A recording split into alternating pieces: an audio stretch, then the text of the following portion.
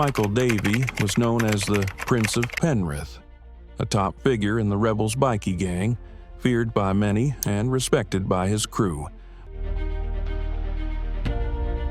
But in 2016, everything came crashing down. He was shot dead right outside a house in Kingswood, and the craziest part? It might have been his own gang that turned on him. Michael Davey wasn't just another name in the Rebels Motorcycle Club. He was a big deal.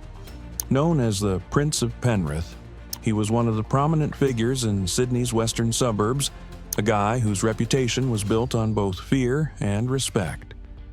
To people who didn't know him well, he was just a Bikie, tough, ruthless, and part of an outlaw gang. But to those who did know him, Michael was far more complex. On one hand, he had the nickname Prince of Penrith for a reason. Penrith isn't exactly known for being a peaceful, quiet place, and in a town where power and respect are earned on the street, Michael had carved out a place for himself. He was respected in the Rebels Motorcycle Club, known for his hard-nosed attitude and fearlessness. He wasn't the type of guy you'd want to pick a fight with. He had a presence, a certain way of carrying himself that commanded attention. But then there was the other side of him. Michael wasn't all about violence and intimidation.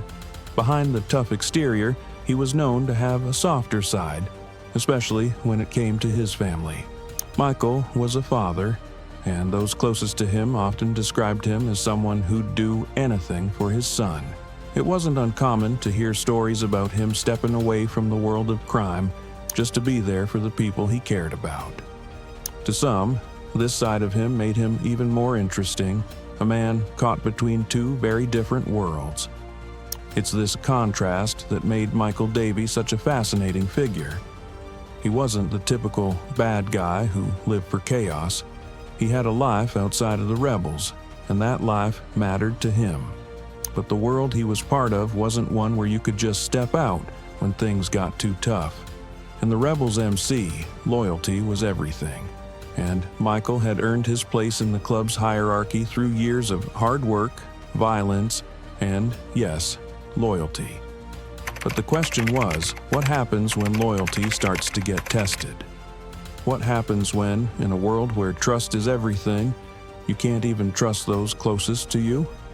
You see, for Michael Davey, his involvement in the Rebels was more than just about riding bikes and living fast. It was about maintaining control. The Rebels Motorcycle Club wasn't just a bunch of guys with leather jackets and loud bikes. It was a criminal organization. The club had a foothold in everything from drugs to extortion, and as a member, you had to do what it took to keep climbing the ranks. Michael wasn't just a small-time player. He was well-connected, involved in the high-stakes world of organized crime. But as he climbed higher, it was inevitable that he'd run into trouble, because in the world of outlaw clubs, nothing stays steady for long. There are always power struggles, shifting allegiances, and a constant fear that someone is coming for your spot. That was a constant for Michael, and in the end, it might have been what led to his downfall. Michael's life was a mix of family, loyalty, and danger. His reputation as a tough guy wasn't just about his street smarts, it was about surviving in a world that didn't leave room for mistakes. But even the toughest guys can end up falling victim to the very system they've sworn to be loyal to. So, the big question remains. What led to Michael Davey's untimely and violent end? Was it a hit by a rival gang? Or was it something much closer to home? Something that came from within his own club? It was just after midnight on March 30th, 2016, when the quiet suburb of Kingswood in western Sydney was shattered by the sound of gunshots. Michael Davey, the notorious Prince of Penrith, was lying on his driveway, shot multiple times, his life taken in an instant. It was a cold, calculated attack. Witnesses reported hearing the shots echo through the night, but by the time police arrived, Michael was already gone. There was no mistaking it. This was a murder, not just some random act of violence. Whoever had pulled the trigger knew exactly what they were doing. At first, the police couldn't say for sure who was responsible. Was it a rival gang trying to make a statement? The rebels had enemies, and Sydney's streets were always buzzing with the tension of Bikie warfare. Rival clubs like the Hells Angels or the Mongols had long histories of clashes with the rebels, and a high-profile murder like this one could easily have been the result of turf wars or unpaid debts. But something didn't sit right with the authorities. They quickly began to suspect that the shooting wasn't a random hit by a rival club. The circumstances of Michael's death pointed to something much closer to home. This wasn't just a Bikie caught in the crossfire of gang violence. This was personal. Michael wasn't just a member of the rebels, he was a well-connected and trusted figure within the club. Someone who had been in the game long enough to have made a lot of enemies, but also a lot of allies. So, the question quickly shifted from who did it to why. Why would someone inside the rebels want Michael Davey dead? As the investigation began, police were careful not to jump to conclusions. They knew that Bikie gangs were notoriously tight-lipped, and getting any information would be like pulling teeth. But one thing was clear.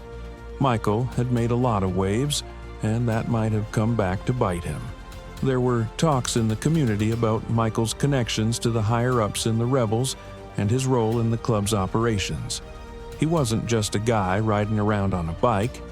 He had power, influence, and maybe even enemies within the very club he helped build. The police were starting to realize that this wasn't the type of murder that happened on the streets. This was a political hit, orchestrated by someone within the ranks of the rebels themselves. But even with that theory brewing in the background, no one had any hard answers. The rebels, as usual, weren't talking, and in a world where loyalty is everything, it was clear that no one was going to betray their own. But still, the question loomed. Who wanted Michael Davey gone, and why? Was this a power struggle gone wrong? Or had Michael crossed someone he shouldn't have? At this point, the investigation had barely scratched the surface. The truth was still buried in the shadows, and the police knew that it would take time, and possibly a lot more bodies, to get to the bottom of what had really happened that night in Kingswood. When Michael Davey was killed, it wasn't just another Bikie murder. This one grabbed attention because it had all the hallmarks of something more sinister. The Rebels Motorcycle Club, notorious for their criminal dealings, was known for making quick work of their enemies. But this case was different. The more the investigators dug, the clearer it became. This wasn't a random hit or a crossfire situation. This was something personal, something that came from within the club itself. After Michael's body was found, the police were quick to launch Strike Force Glenori, a special task force dedicated to solving the murder. The usual process of questioning witnesses and gathering evidence started, but police faced a major problem. The people who might have had the answers weren't exactly willing to speak. Bickies don't talk. That's a rule of the game. The rebels weren't about to hand over any information to the authorities, especially not when it came to something as significant as the murder of one of their own. So, what could the police do? They had to rely on old-fashioned detective work. They started by looking into Michael's life before his death.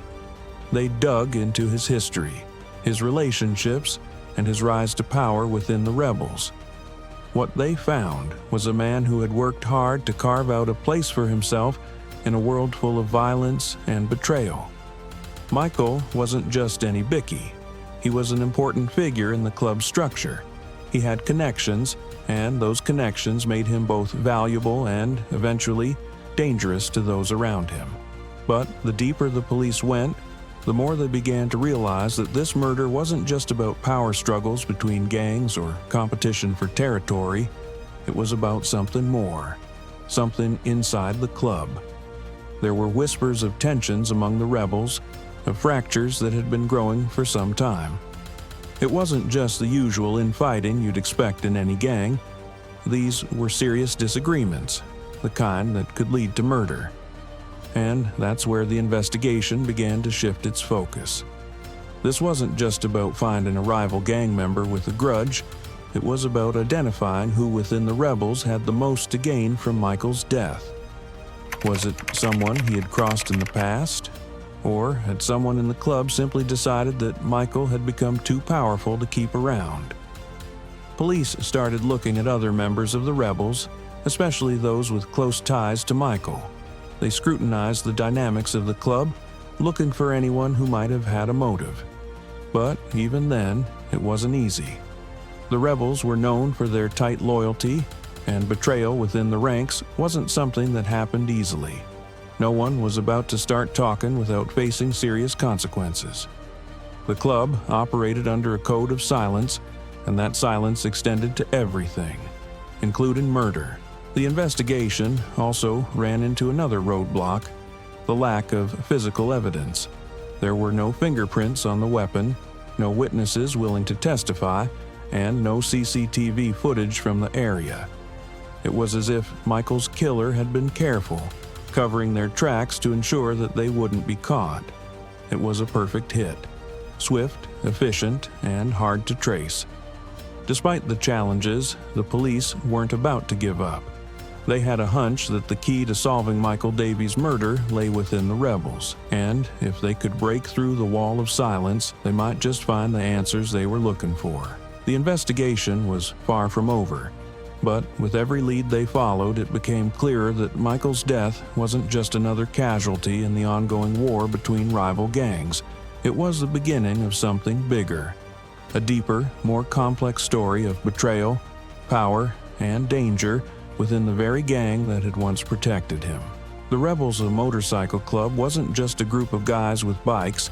They were a well-oiled criminal organization with deep roots in Australia's underworld. Power, loyalty, and fear ruled the club, and for Michael Davey, climbing through the ranks meant much more than just a leather jacket and a shiny bike. Michael wasn't just a member, he was a key player, a guy with influence who had earned respect in the rebels through sheer force of will. But the higher you go in the club, the more enemies you make. The rebels were a gang driven by one simple truth: trust only goes so far, and loyalty is easily tested. It didn't matter if you were a prince of Penrith. Once you rose to the top, you were always vulnerable. Inside the club, there were constant power struggles. Older members who had been around since the start saw themselves as the true leaders, while younger, more ambitious members wanted to take control. Michael, like many, had to walk a fine line. He was respected, but he was also seen as a threat by those around him. The internal politics of the rebels were brutal, and it was clear that Michael's death was no random act. The investigation revealed something chilling. The most dangerous enemies weren't necessarily the ones outside the rebels. They were the ones who shared the same patch. In a world where betrayal is common and power is everything, Michael Davey's tragic end was likely the result of an internal struggle for dominance. As the investigation into Michael Davey's death progressed, it quickly became clear that the rebels weren't going to make it easy. Law enforcement had little to go on. No solid leads, no witnesses willing to talk, and no obvious suspects. It was as if the club had built an impenetrable wall of silence. In a world where loyalty meant everything, snitching was worse than death. But while the rebels clammed up, the police weren't ready to give up. They started looking deeper into Michael's life. Who did he trust? Who had he been close to? Who might have had the most to gain from his death? They began to focus on a smaller group within the club, those who were closest to Michael, people he had worked with and perhaps crossed. The investigation started uncovering stories of tension and power struggles within the rebels. It wasn't just the usual rivalry with other gangs. There were whispers of deep rifts within the club itself. Members who once stood shoulder to shoulder were now eyeing each other warily, all jostling for a bigger piece of the pie. And Michael, with his high status, had unknowingly become a target. Detectives also dug into Michael's past, looking for anyone who might have had a motive to kill him. they found that Michael's life wasn't just filled with loyal Bickies. There were people who resented him, maybe even hated him. His growing power had made him a target both outside the rebels and, potentially, within it. And those close to him, those who were most likely involved in the murder, weren't going to make the job of finding the killer easy. While the police had theories, the truth was still locked behind a wall of secrecy. It was clear that whoever had killed Michael wasn't just some random hitman. This murder had all the signs of an internal betrayal, the kind of backstabbing that only happens when loyalty is pushed to its breaking point. The question remained: who in the rebels had finally decided Michael Davey's time was up? Months after Michael Davey's murder, the investigation into his death was still struggling to break open. The rebels were proving as tight-lipped as ever, and there was little physical evidence to lead investigators to the killer. But as time passed, the cracks in the club's wall of silence started to show. In August 2018, 2 former members of the Rebels Motorcycle Club were arrested in connection with Michael's murder. The police had finally gathered enough evidence to make their move. Michael's death, it seemed, had been the result of an internal betrayal, just as investigators had suspected. The 2 men charged were well-known figures within the rebels, and their arrests sent shockwaves through the Bikie community. The first arrest was of a man named Jason J. Plummer, a former high-ranking member of the rebels. The second was David Stitch Rumble, another ex-member who had once been close to Michael. Both men were allegedly involved in Michael's killing, and their arrest raised even more questions about what had truly happened within the rebels. For the police, this was a major breakthrough. The arrests not only validated their suspicions that Michael's death was an inside job, but also indicated that the rebels were far from the unified, untouchable force they once were. In fact, it seemed as though the club's internal tensions were starting to spill over into violence, and Michael Davey had been the unfortunate victim of this deadly power struggle. As the trial loomed, the public began to learn more about the motivations behind the murder. It wasn't just a simple case of someone wanting Michael out of the picture. No, this was far more complicated. The police revealed that the 2 men arrested had been involved in a dispute with Michael over the rebels' operations and leadership. Michael, who had been a powerful and influential figure within the gang, had stepped on some very sensitive toes. In a world where power is everything, stepping on the wrong toes could be a death sentence. The arrest of these 2 men also shed light on just how fractured the rebels had become. It was no longer a club united by a common cause. It was a collection of fractured factions, each with their own agendas. Michael had been at the center of this conflict, and in the end, it was his ambition and his position within the club that made him a target. With the arrests, the investigation took a sharp turn, and suddenly the focus shifted from just trying to figure out who did it to understanding why it had happened. Why did 2 former rebels feel the need to eliminate Michael? What had gone wrong within the club? The answers were still unfolding, but one thing was becoming clearer. Michael's death wasn't just another Bikie murder. It was the result of a dangerous mix of ambition, betrayal, and fractured loyalty that had torn the rebels apart from the inside. After the arrests of Jason Plummer and David Rumble, Michael Davey's murder seemed to have found a conclusion. But the reality of the aftermath was far from simple. The Rebels Motorcycle Club was in turmoil, and the public and law enforcement were left to piece together the chaos that had led to Michael's tragic death. In the years following the murder, the rebels were visibly fractured. The power struggles that had long simmered under the surface were now out in the open, and the club was no longer the feared and unified force it once had been. Rivalry and suspicion had driven a wedge between members, and even though the arrests brought some sense of justice for Michael, they also highlighted the deep cracks within the gang's structure. For the police, the aftermath meant a renewed focus on the remaining rebels members. With 2 key figures arrested and facing trial, there was still a question of whether others in the club would step forward with more information. The arrest of former members only confirmed what had long been suspected. Michael's death wasn't an isolated event, but part of a larger pattern of internal power struggles that threatened to tear the rebels apart. Meanwhile, the families and friends of Michael Davey were left to pick up the pieces of his life. Michael had been a father, a friend, and a man who had built his reputation with grit and determination. His death, though an inevitable result of the world he lived in, left a hole in the lives of those who knew him. But the harsh truth was that in a world like the rebels, loyalty and betrayal are part of the game. Michael's tragic end was just another chapter in a much larger story of violence, ambition, and conflict. The legal battle was still ongoing as the trial for Plummer and Rumble began, but even as the court case moved forward, the broader implications of Michael's death hung over the rebels. What had once been a tight-knit and powerful organization was now fractured and uncertain. Other Bikie clubs, who had long eyed the rebels' territory and influence, were now seeing an opportunity to move in and claim what was once theirs. For the rebels, Michael Davey's death had not only marked the loss of one of their own, but had set off a chain reaction that would forever change the club.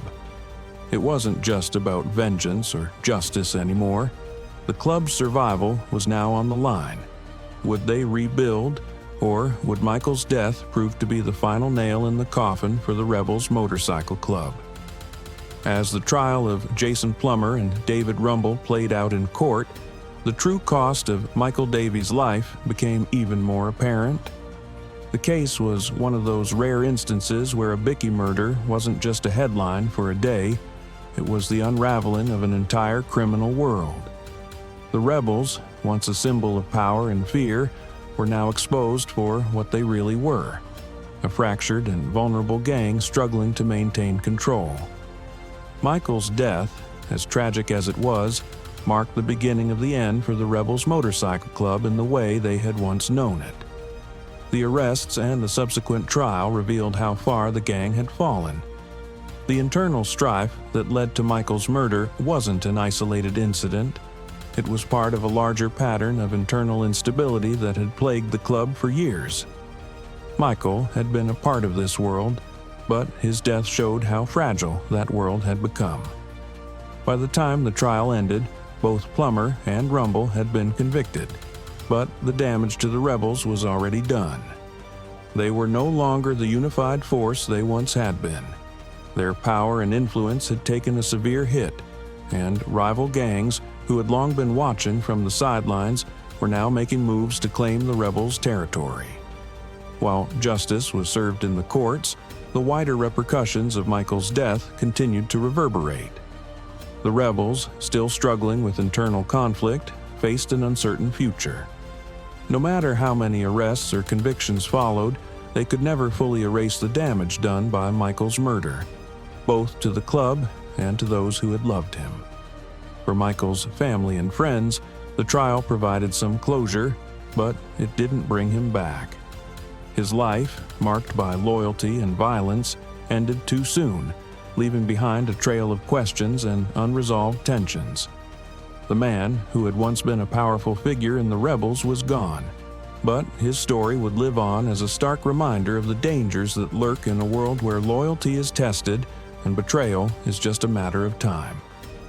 As for the Rebels Motorcycle Club, the future was uncertain. Michael Davey's death may have brought some sense of closure to his family and the public, but for the club itself, it was the beginning of an even more dangerous chapter, one where survival was no longer guaranteed. The collapse of their internal structure meant the rebels would either adapt and rebuild or fall apart completely. Michael's death may have been the end for him, but it was only the start of something far more complex for the club he once called home.